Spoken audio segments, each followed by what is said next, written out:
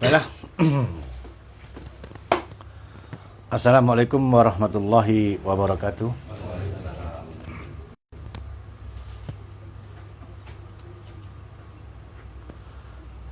Alhamdulillah. Alhamdulillahillazi hadana lihaza wa ma kunna linahtadiya laula an hadanallah.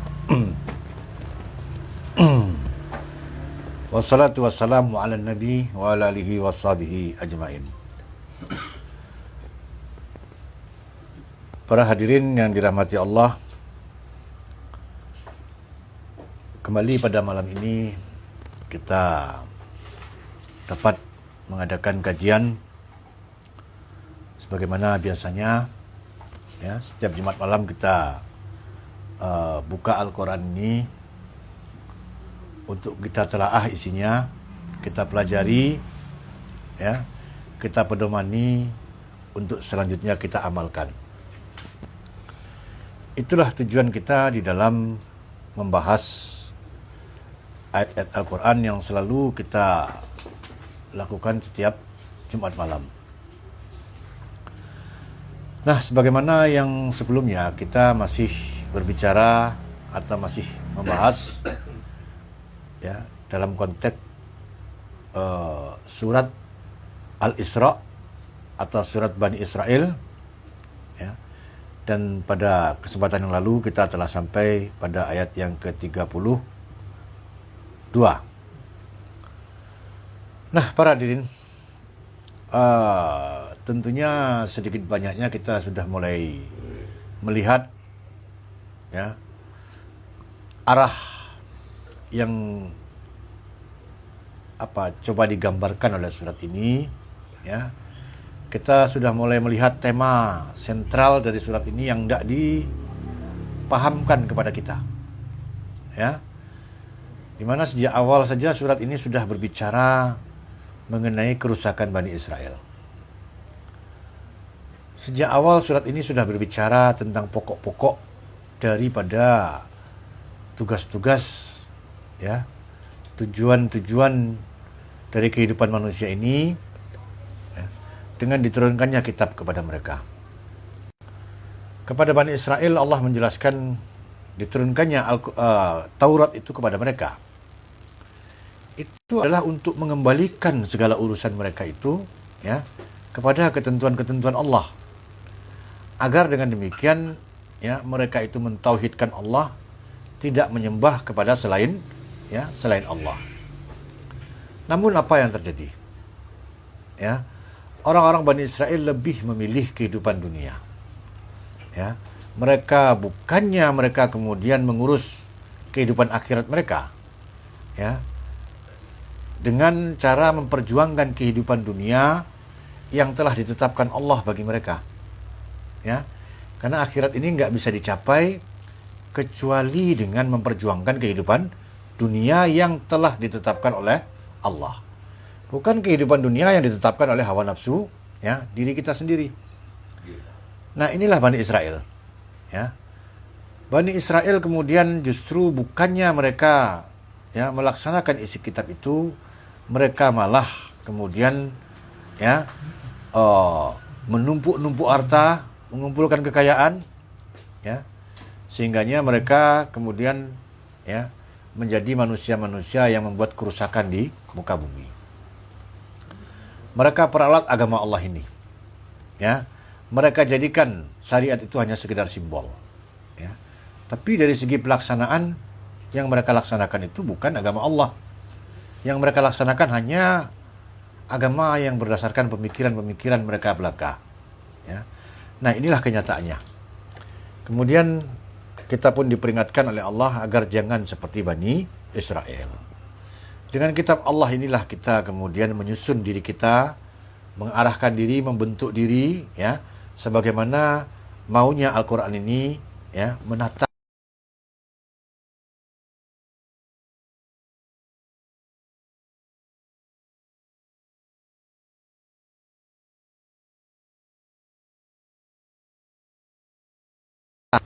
Paham yang saya maksudkan dengan simbolisasi agama? Ya, agamanya dalam bentuk simbol-simbol saja. ya, kita sudah merasa beragama dengan pakai pakaian takwa. Sudah merasa beragama dengan apa? Dengan mengenakan kopiah.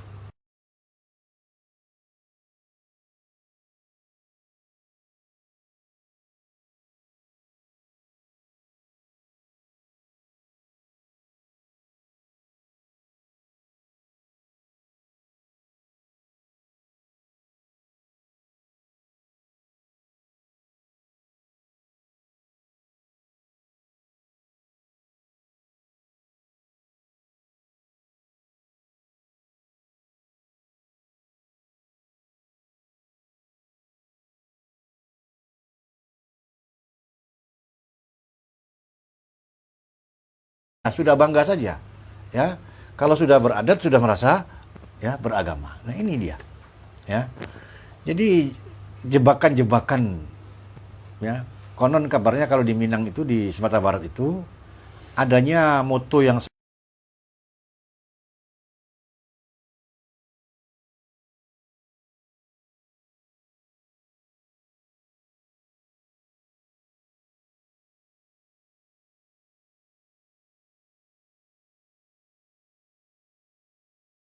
apa namanya yang tadi saya sebut itu, syarat apa, adat bersandi syariat, syariat bersandikan kitabullah.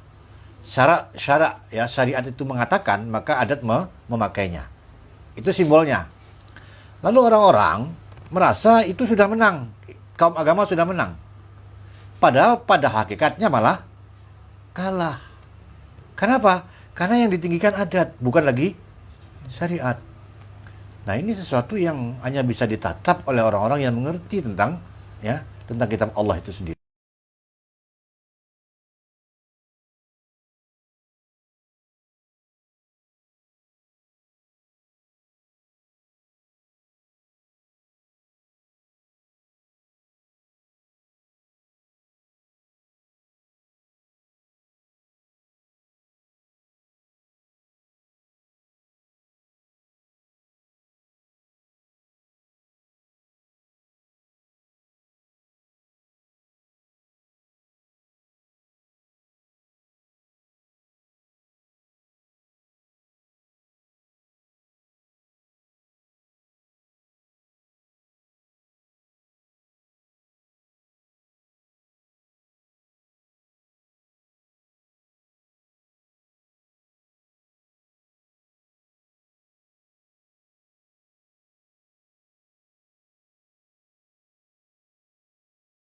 Bukanlah menjauhkan manusia dari materi, dari harta, tidak.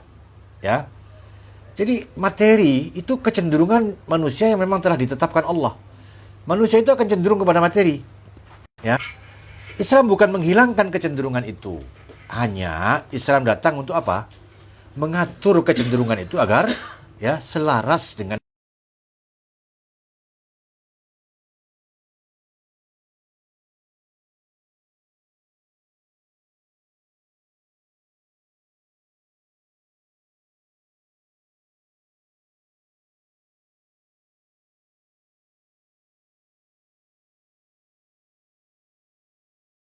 macam peperangan, kehancuran dan lain sebagainya. Itu adalah persoalan ya, mencari harta. Ya. Penjajahan itu kan dikarenakan apa? Harta. Ya. Bahkan sekarang pun ya, perang-perang yang ada sekarang itu kan dasarnya cuma harta. Nah, persoalan ini kemudian diletakkan Islam dalam konteks yang benar. Pertama, ya, kaum muslimin itu dibetulkan dulu akidahnya. Ya. Dijelaskan bahwasanya hanya Allah lah sumber segala rezeki. Sehingga dikatakan apa yang kita miliki, apa yang datang kepada kita, ya, semuanya itu asalnya dari Allah.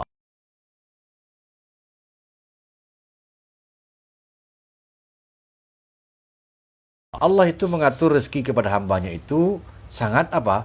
Terukur, sangat teliti, sesuai dengan kebutuhan hamba. Ya. Lalu diterangkan supaya manusia hendaklah bersabar atas pengaturan itu. Ya. Kemudian dijelaskanlah bahwasanya harta itu hanyalah apa namanya itu, kenikmatan yang menipu. Ya, harta itu hanya ujian. Ya, jangan kemudian sampai kamu memburunya.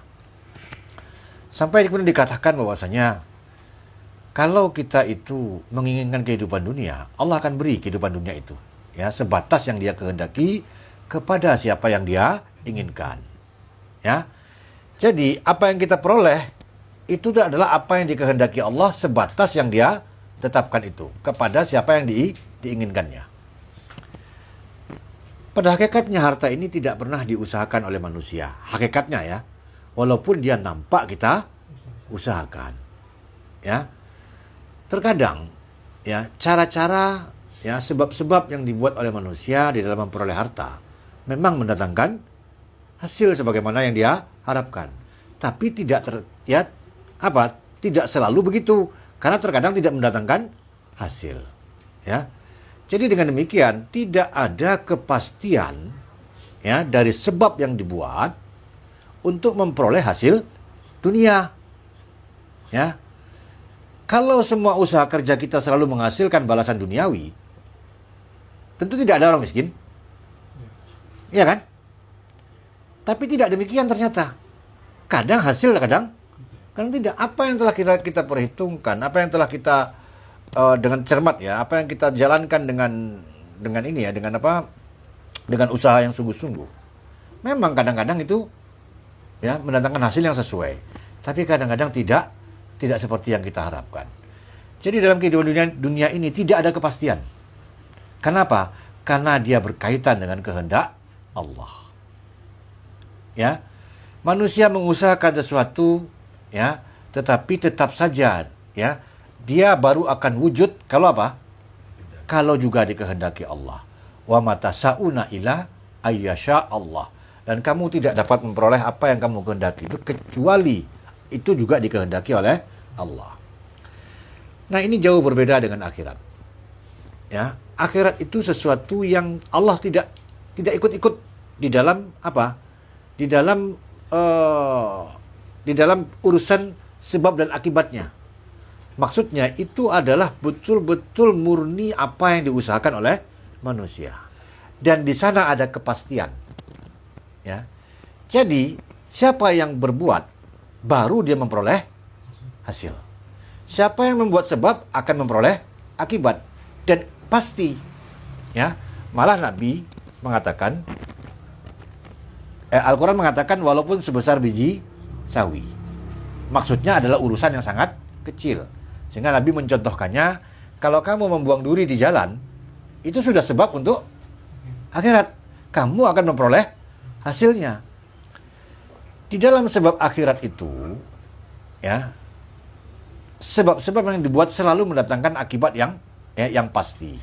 Sehingga tidak akan ada kekecewaan, tidak ada pengkhianatan, tidak ada pengingkaran terhadap perbuatan yang dikerjakan manusia yang dasarnya adalah untuk mencapai balasan akhirat. Ya. Tapi kalau dunia tidak ada jaminan. Ya. Nah, kita juga telah menjelaskan, mendudukkan persoalan ini. Lalu bagi kaum muslimin, bagi umat Islam, apakah kemudian kalau dunia ini hanyalah pemberian, dunia ini hanyalah sesuatu yang sudah ditakdirkan, lalu buat apa kerja? Buat apa berusaha? Toh sudah ditetapkan. Nah, karena itu Allah mengatakan, wa idza qadaitumus shalah, jika kamu telah selesai melaksanakan salat, fantasiru fil ard, maka bertebaranlah kamu di muka bumi. Apa lagi? Wabtahu min fadlillah, carilah dari karunia Allah itu. Ya, wa zakarallahi katsiran. Ya, wa zakarallahu katsiran, dan ingatlah Allah sebanyak-banyaknya. Tetapi jadi begini, kalau kita telah salat, ya, maka Allah suruh kita untuk bekerja, keluar dari rumah itu, cari karunia Allah itu. Tapi tidak ada Allah mengatakan pasti kamu dapatkan. Kan nggak ada. Cuma disuruh mencari. Jadi sebab kita keluar dari rumah itu bukan untuk apa? Mendapatkan hasil dunia, karena hasil dunia itu sudah ditentukan. Kita keluar rumah itu karena kita disuruh mengurus urusan dunia kita itu. Walaupun dapat nggak dapat, urus. Kan begitu. Ya. Nah, jadi jelaslah oleh kita duduk masalahnya itu. Ya. Kita tidak boleh hanya berdiam diri di rumah.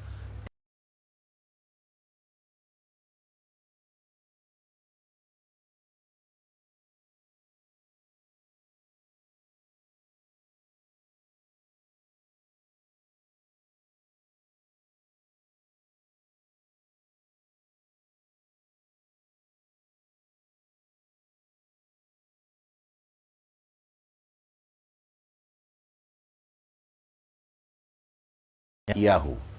Ya. Wabil walidaini ihsan. Dan telah memutuskan, mengqada Rabb engkau ala ta'budu, agar kamu jangan ya mengubudiahi, ya, menyembah, mengibadahi illa iyahu,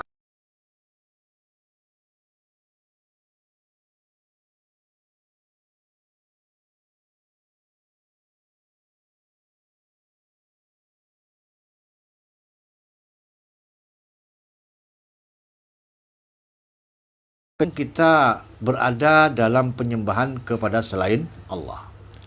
Nah, hakikat inilah yang mesti dimengerti. Karena ketika kita menyederhanakan pengertian menyembah, pengertian berubudiyah, hanya kok kamu ya, ikuti seperti itu. Nah, jadi dengan demikian Allah mengatakan, ya, persoalan akidah ini persoalan pokok. Jika manusia nggak mengerti akidah, jika manusia tidak meletakkan akidah ini dengan lurus, dengan benar, maka cara berpikirnya akan keliru. Ya, cara pandangnya pada sesuatu akan keliru. Ya, sehingganya apa? Kekeliruan ini mengakibatkan dia kemudian melakukan hal-hal yang berada di luar ya petunjuk dan ketentuan Allah. Nah, itulah kemudian diterangkan secara detail kepada kita. Ya, kenapa seseorang durhaka kepada ibunya, kepada bapaknya? Apa alasannya? Ya. Bukankah persoalan pertama adalah anak merasa berat untuk memelihara orang tua? Ya. Jadi manusia itu selalu melihat ke depan, jarang manusia melihat ke belakang. Ya. Nah, kalau sekiranya orang itu tidak paham ya bahwasanya harta itu berasal dari Allah. Harta itu adalah sesuatu yang hanya diberi, ya, bukan sesuatu yang diusahakan. Akibatnya dia akan menjadi orang yang kikir. Maka dia akan menghalalkan segala cara untuk mencapai harta tersebut. Nah, inilah sumber kerusakan yang terjadi. Maka kemudian apa yang terjadi? Ya. Kemudian dia akan kikir, tidak mau memberi, tidak ada lagi rasa kebersamaan, tidak ada lagi perikemanusiaan, tidak ada lagi hubungan kasih sayang, tidak peduli, tidak empati ya kepada sesama manusia. Akhirnya mereka tidak menganggap bahwasanya ya mereka adalah makhluk yang saling membutuhkan. Mereka tidak peduli dengan karib kerabat lagi, tidak peduli dengan anak yatim, tidak peduli dengan orang miskin, ya. Yang mereka tahu hanya dirinya sendiri, individualisme. Nah, ini kan yang menjadi dasar kapitalisme, liberalisme dan semuanya. Ya. Kemudian mulailah manusia itu kikir, mulailah membelanjakan hartanya berhambur-hamburan, ya, sampai kemudian gara-gara harta dia bunuh anak-anaknya. Gara-gara harta dia mulai ya, membunuh manusia. Gara-gara harta, ya, mulailah persoalan harta ini manusia menjual diri, ya. Prostitusi itu kan persoalan apa? Harta. Ya, makanya ada ayat, jangan kamu mendekati zina, ya. Sampailah ukuran-ukuran itu dimulai dari sana. Ini kenapa? Karena masalahnya manusia itu ragu bahwasanya rezeki itu datang dari Allah. Tahu akibatnya kalau seperti itu. Ya. Nah, rusaknya jiwa itu karena itu. Kemudian kita lihat pada ayat ke-33. Ya, wala taqrabu, ya, dan jangan sekali-kali kamu mendekati ya malal yatim, ya, harta anak-anak yatim. Illa billati hiya ahsan, kecuali dengan cara yang sangat baik, ya, cara yang lebih baik. Hatta sehingga ia belugha asyuddahu, mereka sampai kepada kedewasaannya. Ya, jangan kamu dekati. Nah, kata mendekati berarti apa? Dia disamakan dengan zina ya. Wala taqrabu. Nah, jadi konteks ayat ini berbicara tentang hal-hal yang berbahaya. Ya. Zina tidak akan terjadi kecuali apa?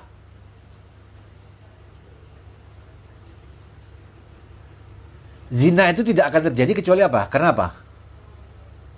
Karena nafsu yang sudah tidak dapat lagi dikendalikan. Karena itu takrobu zina dilarang. Ya, dia ada pintu. Sekali pintu pertama dibuka, masuk ke pintu kedua. Pintu kedua terbuka, masuk ke pintu ketiga. Begitu sampai sudah terjadi sesuatu yang tidak dapat lagi dikendalikan. Demikian juga dengan persoalan harta anak yatim. Persoalan harta anak yatim itu adalah persoalan di mana anak yatim itu tidak punya wali, tidak punya pelindung, tidak punya apa? Ya, katakanlah yang melindungi dia. Sehingga alangkah mudahnya memakai harta anak yatim. Tak pakai apa? Saya pakai dulu, saya pinjam dulu, begitu kan ya. Nah, pada akhirnya karena nggak ada yang mengawasi, nggak ada yang menjaga, nggak ada yang menanyai, akibatnya apa? Mudah kan? Ya. Nah, Allah mengingatkan betul, ya, seolah-olah harta anak yatim itu beda dengan harta, sebenarnya sama-sama harta itu, ya. Tapi ini milik anak yatim itu hendaknya diingat-ingat betul. Kalau kamu kawin sama ibunya, hati-hati kamu. Ya, jika anak yatim itu mendapat warisan dari bapaknya.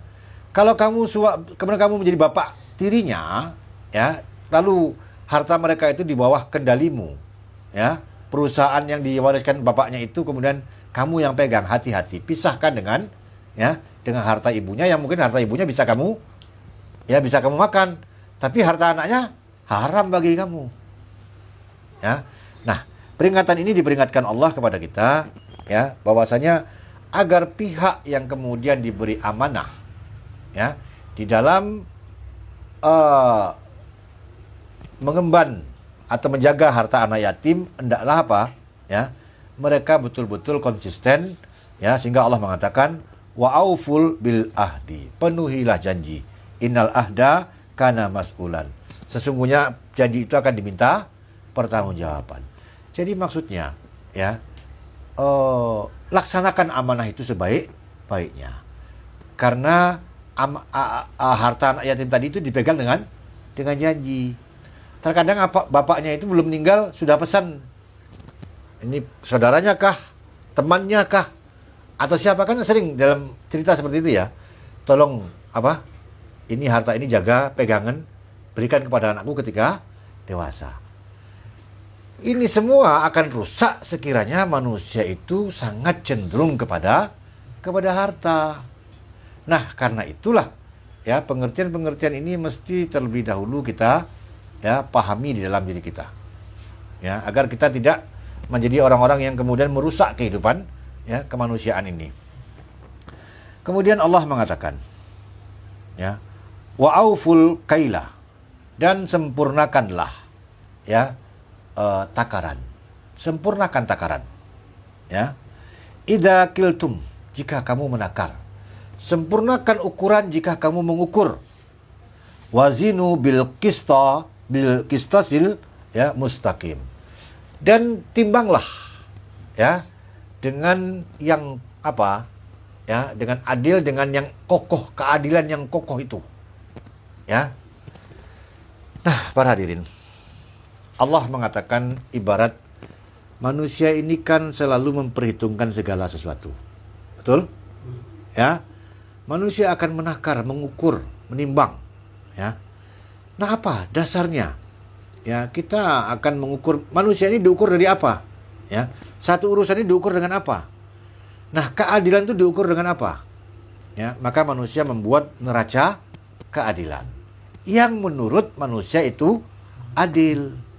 Sehingga di dalam masalah-masalah yang kemudian manusia berselisih, manusia membuat satu aturan main. Mereka sebut aturan main. Lihatlah, aturan saja disebut aturan main. Kenapa? Karena ini adalah main. Iya kan? Karena mereka menganggap kehidupan itu hanyalah main-main. Makanya disebut aturan main. Mainnya bagaimana cara mainnya? Nah, satu perundang-undangan yang dibuat manusia, digodok di DPR, sampai kemudian ditandatangani presiden, ya, itu adalah peraturan keputusan yang bisa saja kemudian kelak akan diubah sesuai dengan selera yang membuat undang-undang. Jadi, kalau begitu, sangat tidak layak undang-undang manusia ini, aturan-aturan manusia ini dipakai untuk menimbang, ya, dan mengukur keadilan itu sendiri. Paham di sini maksudnya? Kenapa? Karena dia sangat sesuatu yang terus berbolak balik. Bisa nggak kita mengukur sesuatu itu dengan sesuatu yang... Nah, berarti makanya Al-Quran mengatakan, kalau mengukur sesuatu, menimbang sesuatu, menetapkan sesuatu, harus dengan alat ukur yang pasti, ya, yang tidak berubah seiring dengan tidak berubahnya watak dan tabiat manusia ini. Kecuali kalau manusia ini berubah. Ya. Lah manusia itu nggak pernah berubah. Kecenderungannya yaitu, seleranya yaitu, kesukaannya yaitu, ya. Kemudian apa lagi? Ya, pola hidupnya yaitu, ya dia akan kawin, punya istri, punya anak. Kan itu semuanya. Ini kira-kira berubah nggak? Dengan seiring perkembangan teknologi zaman, berubah nggak itu? Tiba-tiba saja manusia nggak ingin beristri, nggak ingin punya anak. Nah, ini yang sedang diusahakan oleh setan. Iya kan? Apa itu yang namanya single parent yang menjadi apa? Nah, ada bank sperma. Seorang perempuan malas ketika melihat apa? Film, novel, cerita-cerita itu selalu menggambarkan tentang kehidupan keluarga itu sebagai neraka. Ya. Tidak ada kasih sayang antara bapak sama anaknya, anak ke bapaknya, sehingga orang trauma berkeluarga itu. Ya, tingginya tingkat perceraian itu kemudian diangkat terus. Pada akhirnya generasi berikut tidak ingin lagi masuk ke dalam kehidupan rumah tangga. Pedihnya perceraian, putus percintaan dan lain sebagainya itu membentuk satu pola pikir yang kemudian kita lihat orang-orang Arab, orang-orang Barat itu malas untuk apa? Berumah tangga. Kemudian mereka menunda-nunda rumah tangga, terfikir oleh mereka, saya ingin punya anak, karena itu naluri kan ya. Tapi tidak ingin punya suami. Kemana larinya? Ke bank sperma. Nah, kalau sudah demikian berarti kan rusak manusianya lagi. Memang berubah kalau seperti itu. Nah, tapi tunggu saja apa? Kehancurannya. Ya, karena manusia tidak disiapkan untuk kehidupan yang semacam itu. Nah, jadi para hadirin, ukuran ini dikatakan sebagai bil qistasil mustaqim. Ya, dengan yang kokoh itu. Ya, dengan neraca yang sangat kokoh itu, yang kokoh, yang tidak pernah berubah. Nah, dengan itulah. Jadi kalau kita kemudian menimbang, mengukur, menilai sesuatu, timbanglah dengan apa? Ya, penilaian-penilaian yang neraca yang telah diturunkan oleh Allah. Nama lain Al-Quran ini adalah Al-Mizan. Ya, dia adalah neraca. Ya. Jadi kalau kita lihat sesuatu itu dari sudut pandang yang selain Quran, maka menjadi tidak adil. Ya, kalau kita putuskan satu masalah, ya tidak dengan Quran menjadi tidak adil. Ya. Nah kemudian dzalika khairu wa ahsanu ta'wil. Nah, demikianlah itu yang lebih baik. Ya, yang lebih baik bukan berarti yang lain baik, bukan. Baik lebih. Bukan begitu artinya, ya. Karena kalau itu yang lainnya juga baik, hanya ini sedikit lebih. Nah, bukan itu artinya. Jadi lebih baik itu adalah satu pilihan bagi kita kepada arah kebaikan. Di sana ada kebaikan, di sana yang kita pilih. Nah, seindah-indah takwil, ya. Jadi sebaik-baik cara melihat, cara memandang, cara menyelesaikan, begitu yang Allah tetapkan. Nah, kemudian Allah mengatakan, wala takfu ma laisa laka bihi ilmun. Inna sam'a, sesungguhnya wala takfu, janganlah kamu takfu. Jangan kamu ikuti, jangan kamu laksanakan, jangan bergerak dirimu itu. Ya. Ma laisa laka bihi ilmun, ya. Ma laisa, apa yang tidak ada bagi kamu itu dengannya ilmun.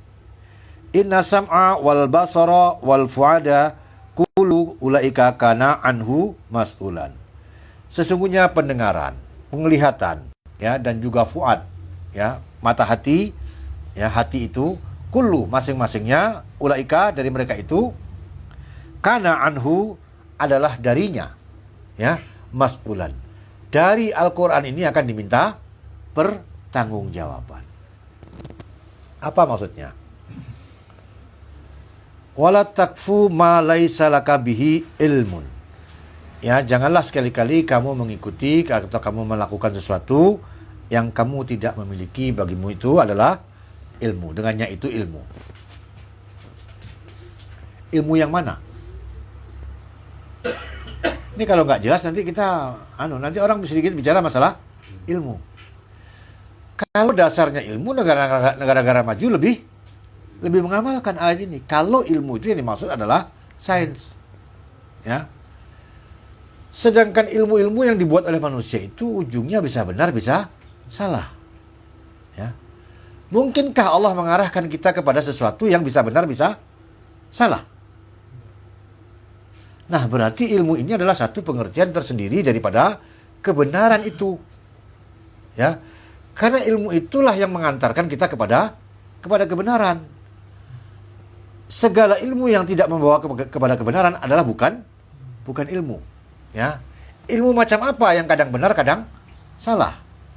Nah, karena itu Allah menyebut ilmu ini adalah ilmal yakin. Pernah mendengar kata-kata ilmal yakin? Ilmu itu mengantar kita kepada keyakinan, ya. Dengan ilmu itu kita sampai kepada keyakinan. Artinya pasti benarnya. Nah, inilah dia, ya. Kalau demikian berarti apa? Apa maksud ayat ini berarti? Ini kan di luar sana banyak ilmu. Sekarang di sini loh. Kita tertutup dalam satu ruangan tertutup. Pokoknya kamu jangan mengikuti, jangan bergerak kecuali sudah sampai ilmu kepada kamu. Sementara di luar ini banyak ilmu. Banyak orang yang menyangka dia berilmu.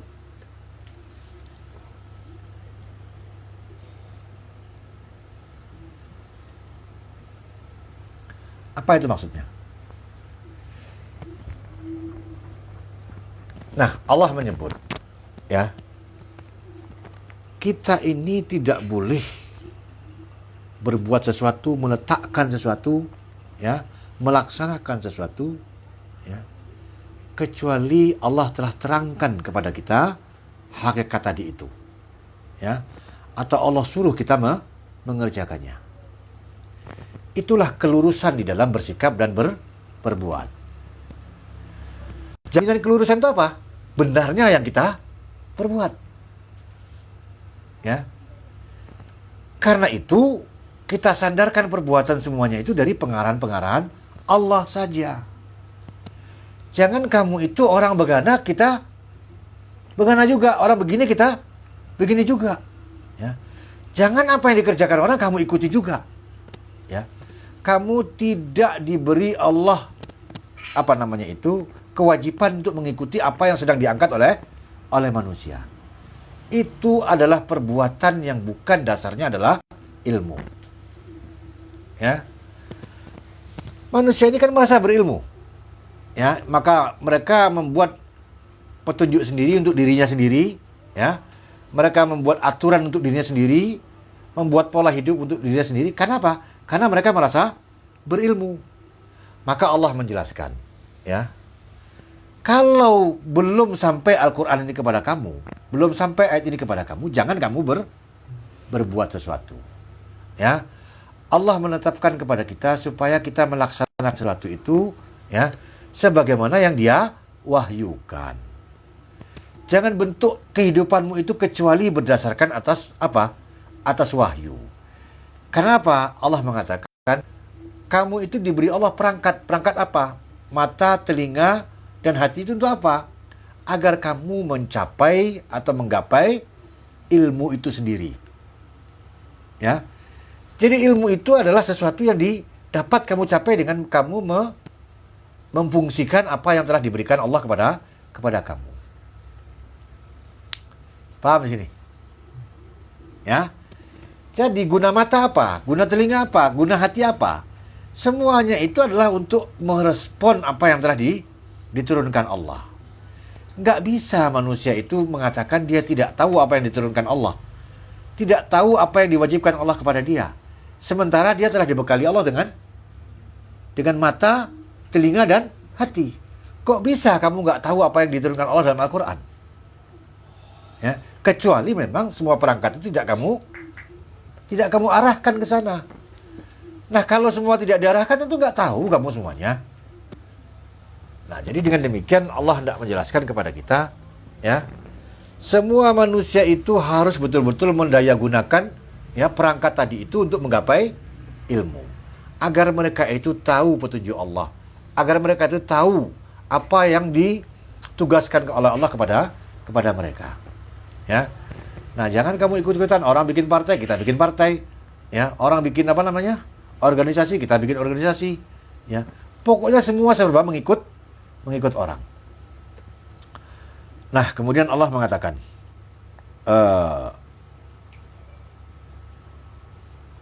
Kulu ulaika kana anhu mas'ulan.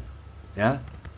Kulu ulaika, masing-masing dari yang semua itu, mata, telinga, dan hati itu semua akan diminta pertanggungjawaban. Dipakai untuk apa mata ini? Dipakai untuk apa telinga ini? Dipakai untuk apa hati ini? Ya. Jadi kalau sampai ada Al-Quran nggak terbaca oleh kita, berarti kita nggak menggunakan mata kita untuk membaca. Ya. Nggak menggunakan telinga kita untuk mendengar. Ya. Padahal dengan itulah sebagai jalur untuk sampai tahu. Mencapai tahu itu kan dengan ilmu. Ya. Nah, kecuali kita buta, budak, buta, apa lagi? Kalau manusia buta dan tuli berarti kan terputus ya hubungannya dengan dunia, ya kan?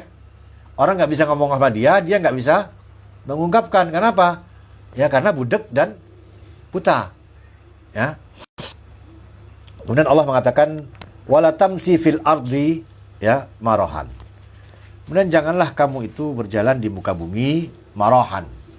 Laksana orang yang marohan, orang yang angkuh, orang yang sombong. Tidak ada yang ditakuti. Semua dikerjakan. Ya. Babi dimakan, arak diminum, apalagi? Ya. Bisnis meribakan uang. Nggak takut. Kan sombong orang itu. Padahal semua itu dilarang oleh Allah. Siapa kamu sombong itu? Ya. Merasa membesarkan diri. Ya. Merasa seolah-olah Allah itu kecil bagi dia. Jadi artinya jangan kamu kemudian hidup itu bagaikan kamu orang yang tidak takut dengan Allah. Sehingga merasa berkuasa, nggak ada lagi suara orang ini yang didengar. Ya, peringatan orang nggak didengar, nasihat orang nggak didengar. Ya, seolah-olah merasa diri ini sangat besar, sangat pemberani. Ya, nah Allah mengatakan, berjalanlah kamu dengan rendah hati. Kepada siapa rendah hati itu? Pertama kepada Allah, lalu kepada sesama manusia. Ya, jangan kamu tabrak saja semua aturan, semua kamu langgar saja semua etika. Itu menunjukkan kamu orang yang sombong dan tidak takut pada apapun juga. Maka Allah melarang seperti itu. Wala tamsi fil ardi marohan. Innaka, sesungguhnya engkau tahriqal arda. Engkau sungguh tak dapat menembus menembus bumi. Sebesar apa engkau? Dibandingkan bumi bagaimana engkau? Ya. Nah, kemudian Allah mengatakan, walan tablugha, dan engkau tidak akan sampai al-jibalu tulan, setinggi apa? Setinggi gunung. Seberapa sih tinggi kamu itu? Ya. Nah, kalau ada makhluk kecil tapi merasa besar, apa artinya itu? Iya, merasa diri besar padahal kecil. Ya. Kalau dia lihat semua itu seperti semut, oke lah. Kalau ukuran yang dijadikan adalah semut. Bagaimana kalau ukuran yang dijadikan adalah bumi?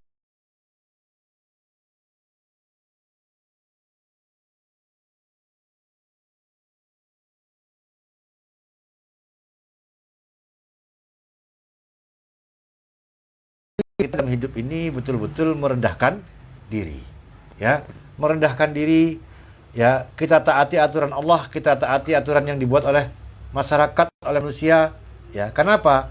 Kita bukan orang yang yang main main labrak, main tabrak saja, ya. Kecuali aturan-aturan itu dibuat oleh manusia untuk kekuasaan mereka, begitu istilahnya. Misalkan dalam masyarakat berlaku aturan tamu laki-laki tidak boleh masuk sampai jam berapa itu? Ke rumah orang yang tanpa nggak ada laki-lakinya itu loh.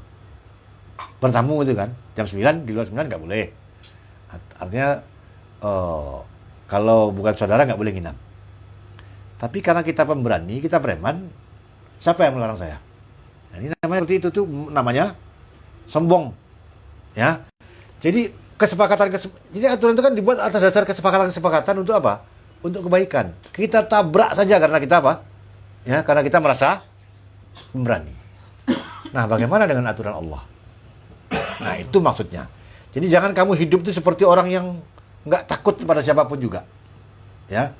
Kalau nggak takut pada siapapun juga tuh nggak takut dengan segala aturan dan hukum, ya.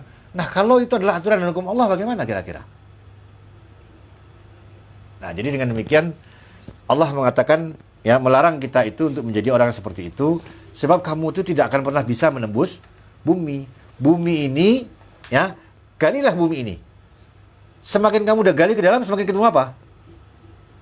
Apa yang kita temukan? Batu. Gak akan bisa ditembus lagi, ya, gitu. Ya, kecuali tempat-tempat tertentu kan yang bisa ditembus kan. Kalau tempat biasa nih, galilah sampai ke dalam kalau bisa. Ya. Karena proses batu itu kan perlahan-lahan dia menjadi tanah, itu kan perlahan-lahan ada prosesnya. Nah, kemudian Allah mengatakan, kullu, ya, zalika, masing-masing daripada yang demikian itu, yang telah ditetapkan Allah larangan-larangannya itu, ya. Nah, ini kan semua kan larangan. Ya, sejak kita baca wa qada rabbuka, ya, sampai ke bawah itu kan larangan semuanya, ya.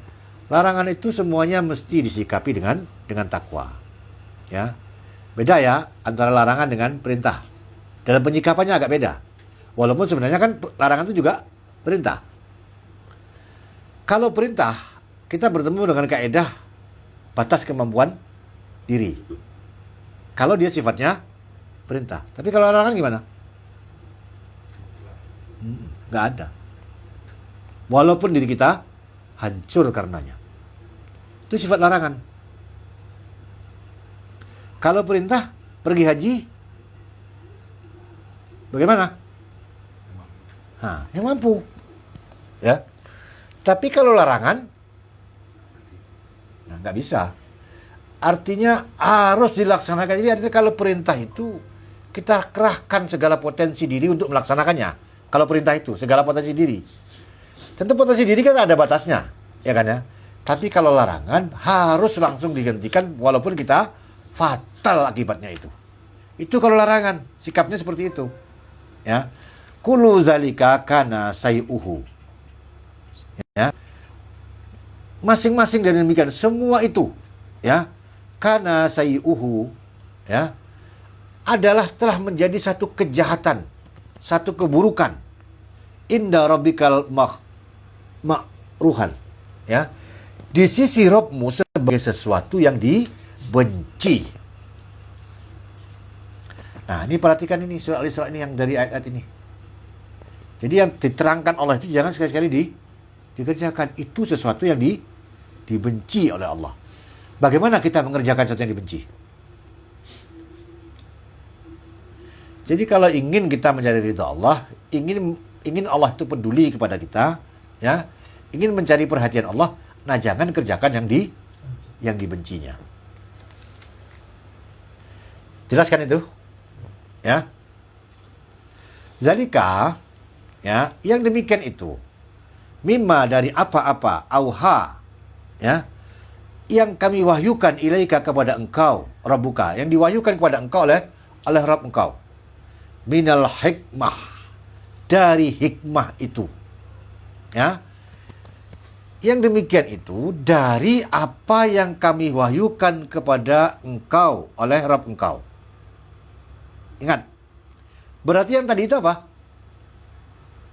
Itu semua adalah apa yang kami wahyukan, ya, yang Rabb engkau wahyukan kepada engkau Muhammad, minal hikmah, dari hikmah itu. Apa hikmah itu? Ya. Jadi begini. Kita melihat sejak awal pengaturan tanda siang, tanda malam. Teliti nggak kira-kira itu? Ya, karena teratur, teliti, tidak ada kesalahan sama sekali. Ya, jadi pengaturan di alam semesta ini sangat teliti. Kalau segala sesuatu sangat teliti, kira-kira ada nggak yang terjadi itu tiba-tiba, tidak terduga, serampangan, ada nggak kira-kira itu? Nah, kalau tidak ada kejadian di muka bumi ini yang terjadi dengan tiba-tiba, serampangan, tak terduga, berarti apa?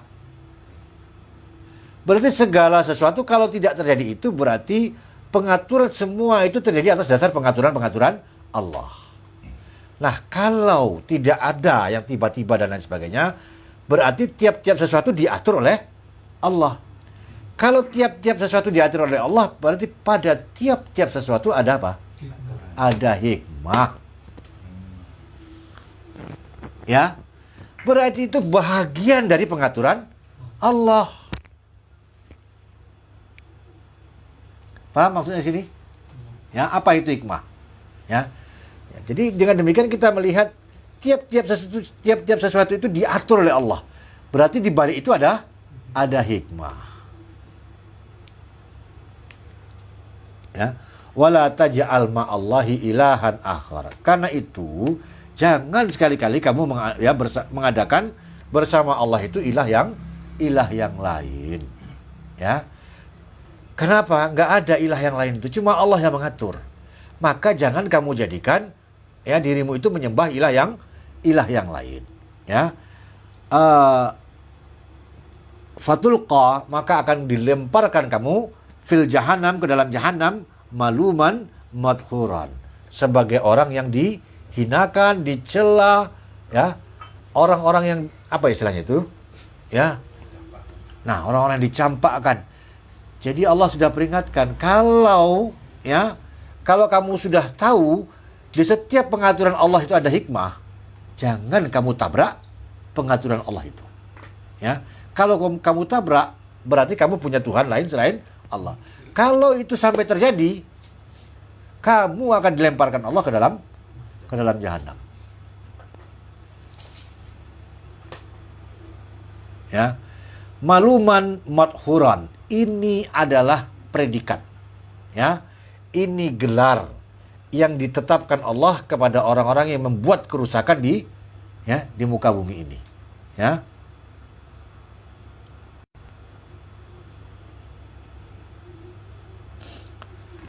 Udah ya? Ya, itu dulu ya. Ada pertanyaan? Masih ada anu? Baiklah para hadirin, itulah kita kira-kira kajian kita malam ini. Mudah-mudahan sedikit yang kita bahas ini memberi manfaat hendaknya kepada kita. Menimbulkan satu kesadaran baru, satu pemahaman baru, ya, yang tentunya akan dapat lebih menguatkan diri kita. Ya, untuk berhati-hati menjaga diri terhadap ketentuan-ketentuan Allah, ya, dan selalu memperhitungkan segala sesuatu itu berdasarkan petunjuk dan aturan-aturan Allah. Wabillahi taufiq wal hidayah. Assalamualaikum warahmatullahi wabarakatuh. Waalaikumsalam.